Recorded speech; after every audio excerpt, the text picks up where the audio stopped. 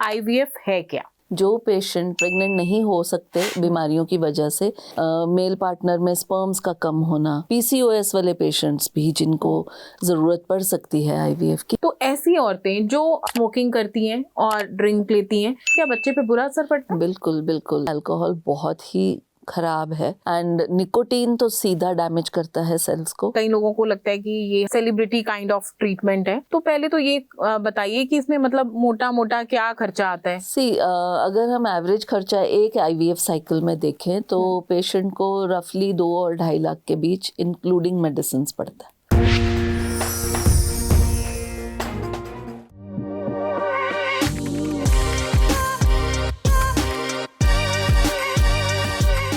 Hello दोस्तों, आपका स्वागत है आज के इस पॉडकास्ट में। आज का पॉडकास्ट बहुत ही ज़्यादा इम्पॉर्टेंट है और बहुत ही ज़्यादा जानकारी से भरा हुआ है। वो इसलिए क्योंकि बहुत सारे ऐसे दर्शक हैं जो जानना चाहते हैं इस टॉपिक के बारे में, जिसके बारे में आज हम बात करेंगे। बहुत से ऐसे घर हैं जो बच्चों की किलकारियों से वंचित हैं। बहुत से ऐसे लोग हैं जो चाहते हैं उनके घर में भी बच्चे खेलें, बच्चों की किलकारियाँ गूंजें, लेकिन उनको रास्ता नहीं पता। कुछ ऐसी प्रॉब्लम्स हैं जिनसे वो जूझ रहे हैं, जिसका शायद कोई इलाज नहीं है, या फिर उनको सही टेक्निक नहीं पता है कि किस टेक्निक के जरिए वो पेरेंट्स बन सकते हैं। जी हाँ, अब साइंस इतनी तरक्की कर चुकी है कि कुछ ऐसी टेक्निक हैं जिनके थ्रू पेरेंट्स बना जा सकता है, जिसको हम आईवीएफ के नाम से भी जानते हैं। लेकिन ये टेक्निक कौन सी है, कैसे काम करती है और इसके लिए कितनी आयु सीमा निर्धारित की गई है, इन सभी टॉपिक्स के ऊपर बातचीत करने के लिए आज हमारे इस पॉडकास्ट में स्पेशली हमने इनवाइट किया है डॉक्टर निर्मल भासीन को, जो कि आईवीएफ स्पेशलिस्ट हैं। तो चलिए इस आईवीएफ के बारे में आज हम उनसे बातचीत करते हैं और जानते हैं कि ये टेक्निक कितनी पावरफुल है और कैसे ये लोगों को माँ बाप बना सकती है। जी हाँ, क्योंकि जिनके घर में बच्चे नहीं होते हैं या जिनको कोई भी प्रॉब्लम है जिसकी वजह से उनको संतान का सुख नहीं मिल रहा है, तो वो जानेंगे इस टेक्निक से कि वो कैसे माँ बाप बन सकते हैं। डॉक्टर साहब, आपका बहुत बहुत स्वागत है। Thank you. डॉक्टर साहब, पहले तो बहुत बहुत थैंक्स आपका कि आप स्टूडियो में स्पेशली हमसे बातचीत करने के लिए आए। हमारे बहुत सारे ऐसे दर्शक हैं जिनके सवाल हमारे तक पहुंचे हैं, क्योंकि आईवीएफ जो टेक्निक है उसके बारे में लोगों ने सुना जरूर है, इंटरनेट पे बहुत सारी इंफॉर्मेशन है, लेकिन लोग कहीं ना कहीं डरते हैं और कहीं ना कहीं उनको सही तरीका नहीं पता कि बेसिकली आईवीएफ है क्या। सबसे पहले तो आप हमें ये बताइए कि आईवीएफ है क्या? आईवीएफ एक ऐसी प्रक्रिया है जिसमें जो पेशेंट प्रेग्नेंट नहीं हो सकते बीमारियों की वजह से, जैसे कि औरतों में ट्यूब्स का ब्लॉक्ड होना, फैलोपियन ट्यूब्स का ब्लॉक होना, मेल पार्टनर में स्पर्म्स का कम होना और एंडोमेट्रियोसिस की शिकायत, टीबी की, पेल्विक ट्यूबरक्लोसिस जिसको कहते हैं उसकी शिकायत, पीसीओएस वाले पेशेंट्स भी जिनको ज़रूरत पड़ सकती है आईवीएफ की, ये उनके लिए है। जिसमें एग्स, जो फीमेल के एग्स होते हैं उनको हम पहले बॉडी से बाहर निकाल लेते हैं। तो बेसिकली आईवीएफ मतलब in vitro fertilization. In vitro का मतलब होता है इन अ ग्लास डिश। तो ऐसा नहीं है कि वो किसी डिश या ट्यूब में हम एम्ब्रियोज रखते हैं, पर यस, ट्यूब्स का और डिशेस का इस्तेमाल ज़रूर होता है लैब में इस प्रोसीजर में, तो इसको ये नाम दिया गया है। और फीमेल के एग्स बाहर निकालने के लिए पहले उन्हें हार्मोन के इंजेक्शंस लगाने पड़ते हैं, ओवरीज को स्टिमुलेट करना पड़ता है। क्योंकि नॉर्मल एक औरत में जब एग बनता है तो वो एक ही एग बनता है इन अ मंथ, जो एक महीने में उनके मेंस्ट्रुअल साइकिल को रेगुलेट करता है। पर जब हमने आईवीएफ करना है, हमें बाहर निकालने हैं, तो हमें ज़्यादा एग्स चाहिए होते हैं। और बिकॉज जब हम एग्स पे काम करते हैं, स्पर्म्स और मिलाते हैं उनको, तो ज़रूरी नहीं है सारे फर्टिलाइज हों, और अगर होते भी हैं तो अबाउट 80-90% फर्टिलाइज होते हैं। तो स्टिमुलेट करके हम रोक भी नहीं सकते कि एक ही एग को हम बढ़ाएं। अगर किसी के एग्स बनने की क्षमता ज़्यादा है, जैसे पीसीओएस का पेशेंट है, तो उसके ज़्यादा एग्स बनने की मतलब संभावना होती है। यस, तो एग्स को बाहर निकालते हैं, हस्बैंड के स्पर्म्स लेते हैं उसी दिन, और उनको सबको बाहर, बॉडी के बाहर मिलाया जाता है, जो ये काम लैब में एक एम्ब्रियोलॉजिस्ट करता है। और फिर उनका जब मिलन हो जाता है, बेशक वो आईवीएफ हो या ICSI ICSI बोलते हैं हम उसको, जिसको इंट्रासाइटोप्लाज्मिक स्पर्म इंजेक्शन बोलते हैं, जिसमें एक स्पर्म को उठा के एक एग में इंजेक्ट किया जाता है। ये सब लैब में बहुत ही माइक्रो मैनिपुलेशन एक टेक्निक है जो 400 टाइम्स माइक्रोस्कोप के अंडर ही सिर्फ दिख सकता है और हम कर पाते हैं। तो वो एम्ब्रियो जब रेडी हो जाते हैं, इनको मिलाने के बाद फिर 3 दिन या 5 दिन हम इंक्यूबेटर में रखते हैं उनको, और जब वो रेडी फॉर ट्रांसफ़र होते हैं, जैसे ब्लास्टोसिस्ट तक पहुंच गए 5th डे तक या 6th डे तक, तो ब्लास्टोसिस्ट ट्रांसफ़र फीमेल में करते हैं या फिर 3rd डे ट्रांसफ़र करते हैं। सो एवरीथिंग हैपन्स बॉडी के बाहर। सो यही इसका एक मैं कहती हूँ ये एक मिरेकल है जो हम लाइफ को बनते हुए उपज होते हुए अंडर द माइक्रोस्कोप देख पाते हैं एज अ डॉक्टर।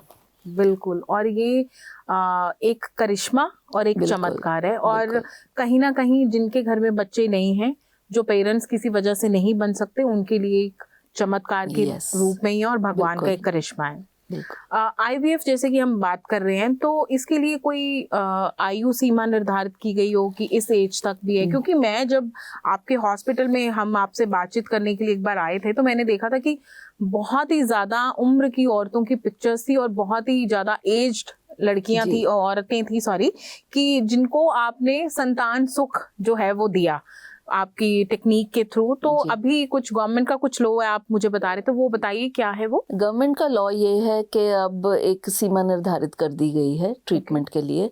औरत की एज 50 से ऊपर नहीं हो सकती और मेल जो पार्टनर है हस्बैंड की उम्र 55, लिमिट ये कर दिया है। सो इसके ऊपर अगर कोई हमारे पास ट्रीटमेंट लेने आता भी है तो हम नहीं कर सकते, हमें मना ही करना पड़ता है।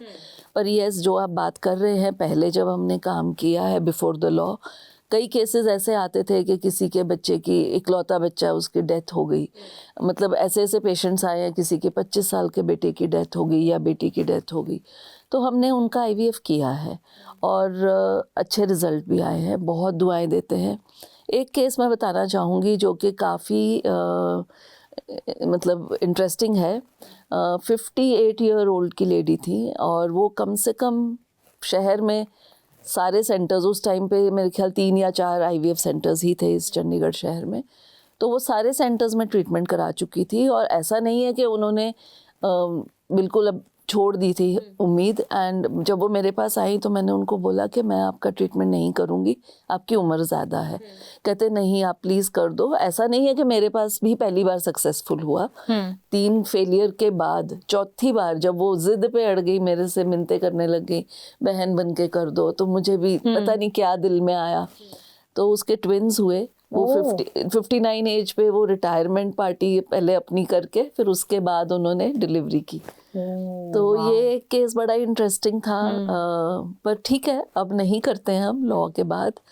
और सीमा जो निर्धारित की गई है, मैं तो कहती हूँ ये बहुत अच्छी बात है, क्योंकि जो बच्चे होंगे और पेरेंट्स की एज में अगर इतना गैप हो, जो एक ग्रैंड मदर, एक नानी दादी की उम्र की रखती है, मतलब लेडी, वो और खुद एक बच्चे को जन्म देंगी, और फिर जब उनकी बच्चे की उम्र 20 होगी तो उनकी उम्र तो 70, उनको अपनी भी लाइफस्टाइल इम्प्रूव करके अपनी उम्र लंबी रखनी पड़ेगी, बिकॉज बच्चे फिर नहीं तो पालने बहुत मुश्किल है। तो बट इससे हमें ये पता चलता है कि IVF के थ्रू 50 प्लस की जो प्लस तो नहीं, मतलब 50 तक की जो लेडीज हैं, वो अगर किसी वजह से माँ नहीं बन पाई हैं तो वो माँ बन सकती है। मेनोपॉज के बाद भी बन सकती है, पर इसमें एक होती है कंडीशन कि उनके एग्स नहीं यूज़ होते, क्योंकि एक एज के बाद से 40-45 के बाद एक औरत में एग्स बनने कम हो जाते हैं।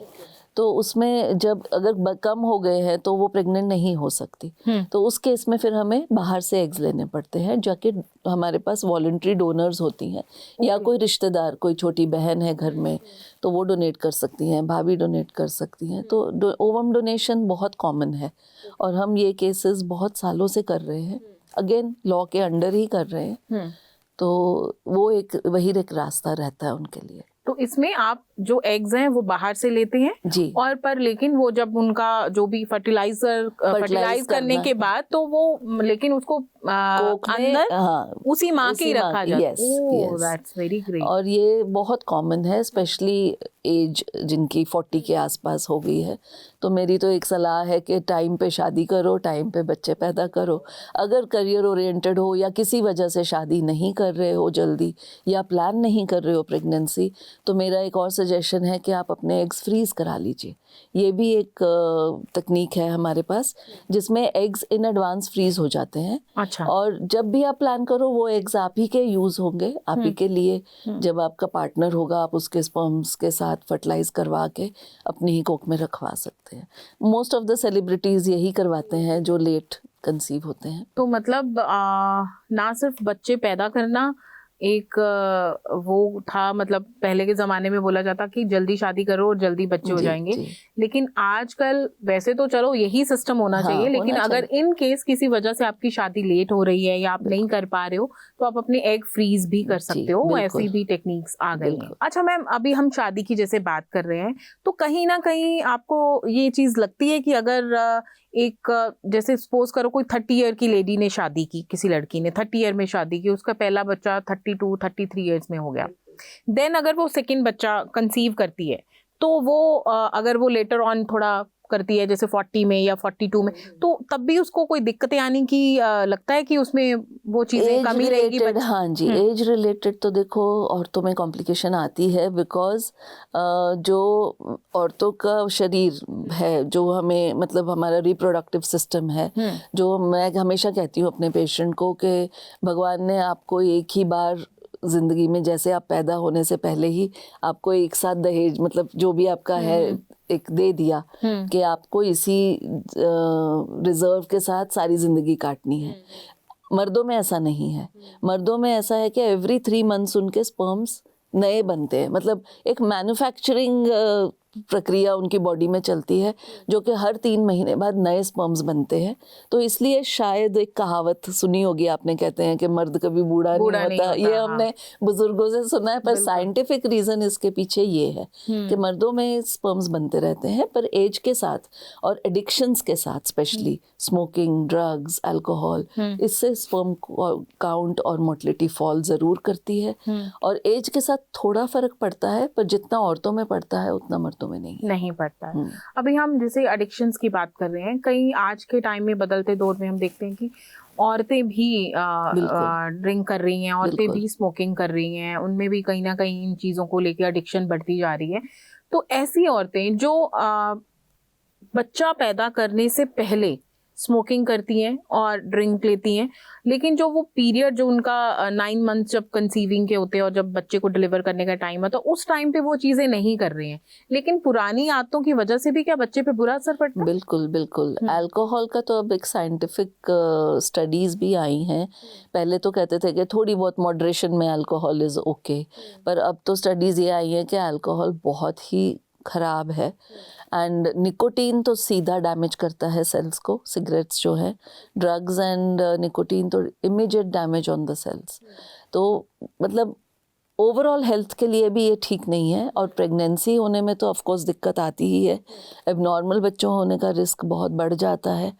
तो ये चीज़ें, इनका सेवन तो करना मना ही होना चाहिए।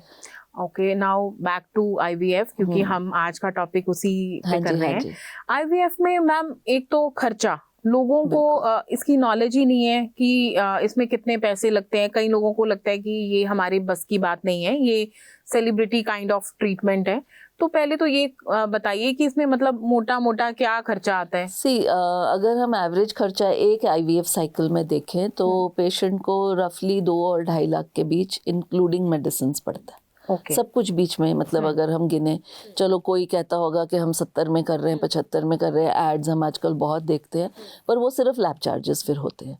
फिर हर इंजेक्शन की कॉस्ट, क्योंकि एक इंजेक्शन जो डेली लगना है वही 2-2.5 हज़ार का आता है। अच्छा। अगर डबल डोज लग रही है तो 3-4 हज़ार का पड़ जाता है। तो कॉस्ट तो थोड़ा महंगा तो है, बट इसमें सक्सेस रेट हाई है एज़ कम्पेयर टू बाकी ट्रीटमेंट्स जो देते हैं IVF में, जिनको IVF की ज़रूरत है। ऐसे रैंडम कोई भी आके बोले कि मेरा IVF कर दो, मुझे 1 साल हो गया शादी को या 2 साल हो गए, हम नहीं करते। जब तक हम इवैल्यूएट करके कारण ना ढूंढे कि क्यों आईवीएफ करना है। तो कई बार आजकल ये भी एक चल पड़ा है ट्रेंड कि मेरी सहेली ने आईवीएफ कराया और मेरी शादी को 2 साल हो गए हैं, प्लीज़ मेरा भी आईवीएफ कर दो। तो हम नहीं करते हैं, वी इवैल्यूएट। खर्चा 2-2.5 तक यस इतना तो आता ही है एक साइकिल में, पर एम्ब्रियो फ्रीजिंग से एक बेनिफिट हो गया है कि अगर सेकंड साइकिल भी करना पड़ जाए, फ़र्ज़ करो फर्स्ट फेल हो गया और या फर्स्ट में कंसीव भी कर गए और हमारे पास एम्ब्रियोज पड़े हैं और साल 1.5 साल 2 साल बाद प्लान करें कि हमें फिर से कराना है, तो हमारे पास जो स्टोर्ड एम्ब्रियोज उसी पेशेंट के पड़े हैं वो उनको मिल जाते हैं दोबारा से। अच्छा। वही एम्ब्रियो रखे जा सकते हैं। ओके। क्योंकि वो एम्ब्रियो स्टोर होते हैं -196 डिग्री सेंटीग्रेड में और उनको हम दाउम्र रख सकते फ्रीज हैं। कर सकते हैं। वो पर एक प्रोटोकॉल होता है कि सालाना फीस देनी पड़ती है, स्टोरेज कॉस्ट देनी पड़ती है, वो थोड़ी नॉमिनल होती है। तो ऐसे भी केसेस मैंने किए हैं जिसमें एक बेबी अभी हुआ, एक बेबी 2 साल बाद दोबारा उन्होंने आके कंसीव किया। तो देखा जाए तो आइडियली वो बच्चे ट्विन्स हैं, बिकॉज सेम ही उसमें से आए हैं, उसी बैच में से आए हैं, बट ट्रांसफर अलग टाइम पे हुए हैं। ट्विन्स की बात जैसे हम कर रहे हैं, तो आईवीएफ में कई बार आपने बोला कि जरूरी नहीं है कि 1 या 2, है ना, कई बार 2 बच्चे सेम टाइम पे फर्टिलाइज हुए और उसकी कोख में 2 बच्चे ही आपने माँ की कोख में गए। तो क्या हमेशा अगर ऐसा होता है तो हमेशा ट्विन्स या 3 ऐसा कुछ? हमेशा तो नहीं, पर यस अगर 2 रखेंगे ट्विन्स के चांसेस बढ़ जाते हैं। अच्छा। तो हमारे काफ़ी पेशेंट्स हैं ट्विन्स के, ट्रिपलेट्स भी हुए हैं। ट्रिपलेट्स थोड़ा रिस्की हो जाता है क्योंकि उसको मैं सक्सेस नहीं मानती अगर ट्रिपलेट्स हो गए, क्योंकि उसमें फिर 9 महीने काटने बड़े मुश्किल हो जाते हैं। तो अब हमने अपना प्रोटोकॉल एक कर लिया है कि कोशिश होती है 2 से ज़्यादा हम ना रखें। गवर्नमेंट का रूल के अकॉर्डिंग अब 3 से ज़्यादा रख भी नहीं सकते, 3 इज़ द मैक्सिमम। पर हमने अपने प्रोटोकॉल में अब 2 कर दिया है कि फिर पेशेंट को रिस्क फैक्टर ज़्यादा होता है। तो आईवीएफ टेक्निक से जितने भी बच्चे, जो भी बच्चे पैदा होते हैं, और क्या ये माँ और बच्चे दोनों के लिए सेफ है? बिल्कुल सेफ है। एज सच कोई कॉम्प्लिकेशन या प्रॉब्लम नहीं है। लोगों को बहुत ज़्यादा गलतफहमी है कि आईवीएफ एक पता नहीं क्या तकनीक हो जाएगी कि हमारा कुछ लोगों को पता चल जाएगा या कुछ डिफरेंट है। एक बार कंसीव हो गए तो उसके बाद मैं पेशेंट को रेफ़र कर देती हूँ। मैं कहती हूँ अपने गायनोकोलॉजिस्ट को दिखाइए और नॉर्मल जैसे प्रेगनेंसी किसी की चलती है वैसे ही आपकी प्रेगनेंसी चलेगी। इनफैक्ट मेरे पास बड़ी बार पेशेंट ये सवाल भी पूछते हैं कि ट्रीटमेंट के बाद हमें बेड रेस्ट करना पड़ेगा, 9 महीने बेड रेस्ट है, 15 दिन बेड रेस्ट है। मेरा जवाब होता है नहीं, ट्रांसफ़र के बाद हम 2 घंटे बाद पेशेंट को भेज देते हैं। और कई पेशेंट्स तो ऐसे मेरे हैं जो कनाडा या यूएस से भी आते हैं, तो जैसे आज रिपोर्ट आई पॉजिटिव, नेक्स्ट डे फ्लाई भी कर जाते हैं। अभी रिसेंटली एक patient she just flu positive आया, उसने वहाँ जाकर टेस्ट कराया एंड जो वैल्यूज़ होनी चाहिए वो वैल्यूज़ अभी ठीक चल रही है।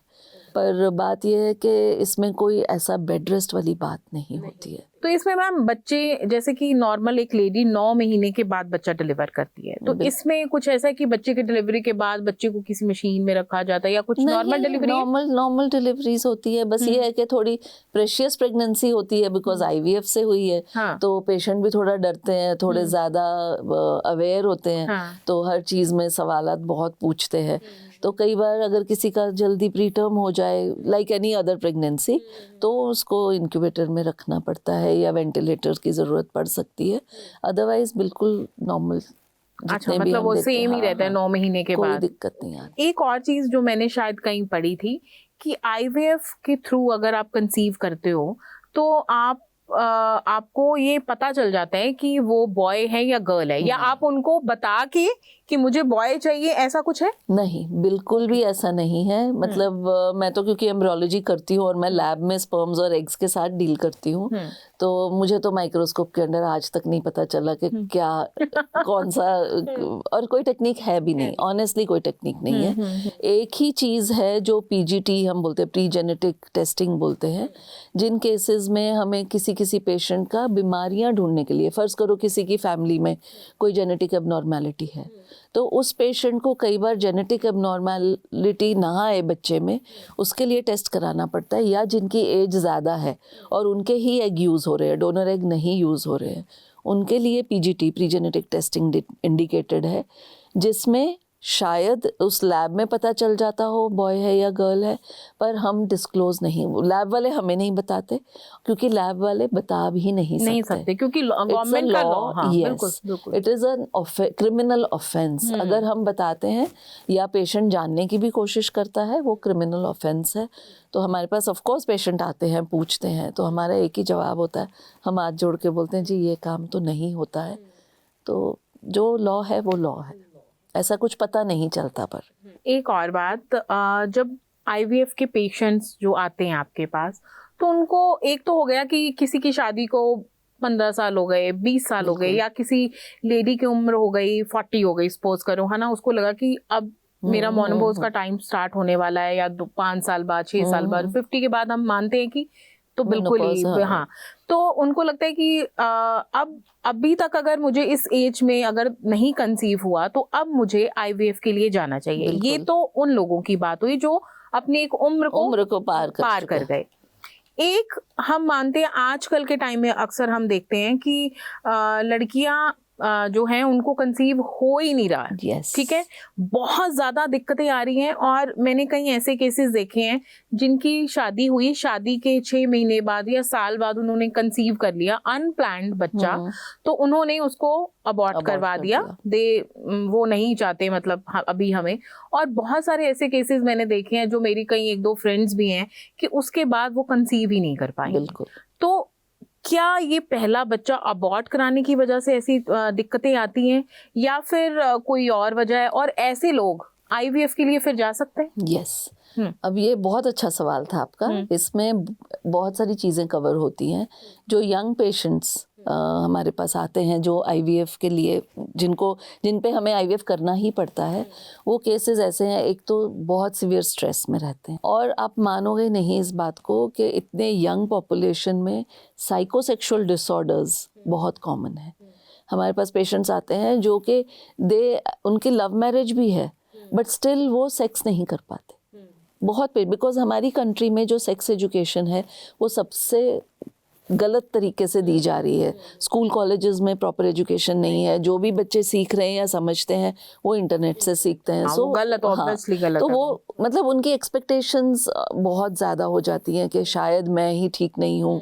And performance anxiety in males, vaginismus औरतों में, ये एक कॉमन कॉज है। फिर वो वर्क कल्चर, हस्बैंड रात को काम पे जा रहे हैं, वाइफ सुबह जा रही है, तो मिल ही नहीं पा रहे हैं आपस में।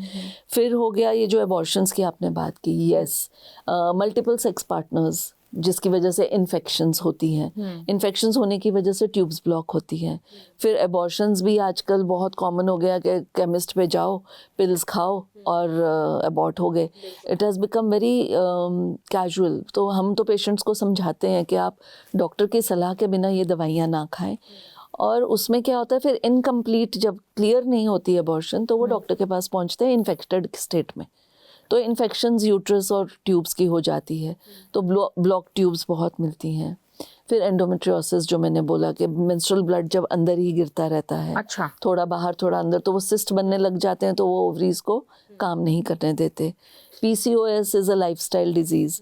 पीसीओएस में क्या है कि इतने फॉलिकल्स होते हैं एक ओवरी में, ज़रूरत से ज़्यादा होते हैं, है ना, तो वो मैच्योर नहीं हो पाते। अच्छा, जब वो ग्रो नहीं कर पाते तो प्रेगनेंसी नहीं होती। उसमें फिर डॉक्टर की हेल्प की ज़रूरत पड़ जाती है। But PCOS can be controlled. उसमें lifestyle, weight loss, sleep proper, diet proper रखो, एक्सरसाइज करो, तो पीसीओएस फिर भी कंट्रोल हो सकता है। तो उसमें कई बार आईवीएफ की ज़रूरत नहीं पड़ती, बट फिर भी आई वुड से 60% केसेस में पड़ जाती है। लेकिन इसमें एक और चीज़ में मुझे जो क्लियर जाननी है वो ये जाननी है कि शादी के बाद अगर आप फर्स्ट टाइम कंसीव कर रहे हो, तो वो बच्चा अबॉर्ट अगर वो नहीं चाहते तो वो उनकी लाइफ पे आगे, अगर वो अबॉर्ट कराते, आगे असर डालता है? बहुत। मैं तो मतलब मुझे 25 साल हो गए इस फील्ड में, और ऐसा नहीं है कि अबॉर्शन के केसेस नहीं आते थे फर्स्ट प्रेगनेंसी। मुझे बड़ी खुशी है कि जब हम काउंसलिंग करते थे और पेशेंट इस बात को मान लेते थे, फिर then they used to come and thank कि मैम आपने हमें बहुत अच्छे से काउंसिल किया, हम खुश हैं कि हमने तब ये डिसीजन अपना चेंज किया। अब थोड़ा मुश्किल हो गया काउंसिल करना, अब नहीं सुनता ये जनरेशन, तो उनको ये है कि नहीं अगर हमने बट यस उसका इम्पैक्ट बहुत ज़्यादा पड़ता है, बिकॉज फर्स्ट अबॉर्शन में ही अगर रिस्क ऑफ इन्फेक्शन बढ़ गया तो नेक्स्ट प्रेगनेंसी होने में दिक्कत ज़रूर आती है। ओके और ये आजकल बहुत हो रहा है, बहुत कॉमन हो रहा है आजकल। शादियां लेट हो रही हैं, बिल्कुल, और हो क्या रही हैं, बच्चे बहुत लेट शादी करना पसंद कर रहे हैं, पहले फिर मुझे प्लान नहीं कर रहे। फिर मेरे साथ के बहुत सारे ऐसे लोग हैं जिनकी शादियां मेरे से 1-2 साल पहले हुई हैं और उनकी अभी तक कोई नहीं है, और अभी कभी हम बात करें तो वो बोलते हैं अभी हम मतलब नहीं रेडी है, हाँ अभी हम अपने काम में बहुत ज्यादा बिजी है। तो मैं सोचती हूँ कि जब तक हम लोग बूढ़े होंगे, अभी तक तुम्हारे बच्चे ही नहीं है, अगर करना है तो तुम्हारे मतलब जब तुम बूढ़े हो जाओगे तो तुम्हारा बच्चा अभी तुम्हारे साथ चलने लायक होगा, बिल्कुल मतलब बिल्कुल। और मेरी सोच के अकॉर्डिंग ये है कि जब तुम रिटायरमेंट की तुम्हारी एज हो तब तक तुम्हारे बच्चे अपनी जॉब में लग के सेटल होने चाहिए, सो दैट तुम मेंटली फ्री हो जाओ कि अभी मेरे सोर्स ऑफ इनकम बंद हो गए क्योंकि बिकॉज मैं रिटायर हो गया हूँ, लेकिन मेरे बच्चे अर्न कर रहे हैं। तो ये हम कैसे एक यूथ को समझा सकते हैं, क्या एक मैसेज देना चाहेंगे आप? ये मैसेज देखो, पेशेंट जब आते हैं मेरे को बोलते हैं कि मैंने 4 साल तो प्लान नहीं किया पर अब 6 महीने से ट्राई कर रहे हैं और नहीं हो रहा। हाँ। तो मेरा एक ही जवाब होता है, देखो रिमोट कंट्रोल नहीं है आपके हाथ में ये वाला कि मैंने चाहा तो स्विच ऑन हो गया, स्विच ऑफ हो गया। ये टाइम लगता ही है, 1 साल for any conception to happen, even healthy couple में जो कि इमीडिएट आफ्टर मैरिज, हम 1 साल तो उनको कहते हैं कि ट्राई करो खुद। और मैसेज मेरा ये है कि डोंट डिले योर प्रेगनेंसी, क्योंकि आगे आगे दिक्कतें बहुत आएंगी। और देखा जाए तो अगर हमारे रिप्रोडक्टिव हेल्थ ही डैमेज्ड है तो हम आगे अपनी प्रोजेनी या हमारी जो स्पीशीज़ है उसको कैसे आगे बढ़ाएंगे। ठीक है, अगला सवाल ये भी बड़े लोग कहते हैं कि पॉपुलेशन तो इतनी बढ़ रही है ना, देयर आर पीपल जिनके 6-6 बच्चे होते हैं, वो मतलब पैदा कर भी रहे हैं। बट बैलेंस तो तभी है जब हर परिवार इमोशनली भी सेटल्ड हो, जब आप इमोशनली सेटिस्फाइड हो, एक फैमिली बना रहे हो और परिवार आपका कंप्लीट है, और तभी आप ज़िंदगी जीने का मज़ा ले सकते हो और अपने लिए और सोसाइटी के लिए कुछ अच्छा कर सकते हो। बिल्कुल, तो फैमिली को बिल्कुल डिले मत करो। और आजकल बच्चे बहुत ज़्यादा इन चीज़ों के बारे में अगर किसी से बात भी करो तो उनको लगता है कि नहीं अभी हम अभी एक्सप्लोर कर रहे हैं। आजकल ये नया वर्ड आ गया है, आजकल हम एक्सप्लोर करना है तो एक्सप्लोर कर रहे हैं, प्रेग्नेंट होना है तो एक्सप्लोर कर। अभी हमारी उम्र ही क्या है, तो बड़ा मुश्किल है, मुझे लगता है कि आफ्टर 35 गेटिंग प्रेग्नेंट मुश्किल हो जाता है, और प्रेग्नेंट होके उसको कैरी करना भी मुश्किल है। बिल्कुल, बिकॉज खुद की बॉडी ऑलरेडी वीक हो रही है, रीजेनरेटिव फेज से डीजेनरेटिव फेज में चल पड़ती है। 30 के बाद की उम्र में एजिंग बढ़नी शुरू हो जाती है, तो वो उसमें हर सेल बॉडी का एज हो रहा होता है, और कहीं ना कहीं इसका असर फिर बच्चे में भी आता है। आजकल हम कई बार देखते हैं जिनके लेट बच्चे हो रहे हैं, उनमें कोई ना कोई दिक्कत है, आंखों में दिक्कत, बिल्कुल सुनने में, ऑटिस्टिक चिल्ड्रन हो रहे हैं जिनको हम नहीं कंट्रोल कर पाते। डाउन्स तो चलो टाइम से पहले हम पकड़ लेते हैं, बट बहुत सारी प्रॉब्लम्स हैं। इमोशनल IQ, इंटेलिजेंस में भी, although children are very intelligent, the generation is बहुत ज़्यादा इंटेलिजेंट है, पर कहीं ना कहीं उनका इम्पैक्ट ब्रेन पे है। तो मतलब डिलेड प्रेगनेंसीज एज मैटर करती है, बिल्कुल मैटर करती है। और ये बहुत ही दिमाग में बिठाने वाली बात है। जो सीरियसली चाहते हैं कि उनकी एक फैमिली हो, जो सीरियसली चाहते हैं कि उनके घर में बच्चे हों, सबसे पहले तो जो आज हमें मैम ने बताया वो ये बताया कि जो IVF टेक्निक है उसके थ्रू अगर आपको किसी भी तरह की कोई दिक्कत आ रही है, आपकी एज फैक्टर ज़्यादा हो गई है, अगर आप 40 के अराउंड भी हो, तो भी आप IVF के थ्रू जो है वो माता पिता बनने का सुख ले सकते हो।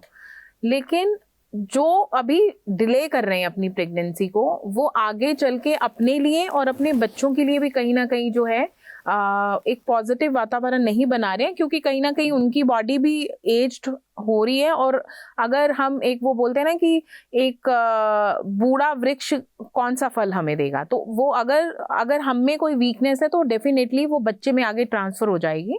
तो कहीं ना कहीं अगर आप अपनी फैमिली प्लान कर रहे हैं तो उसका भी एक राइट टाइम होता है।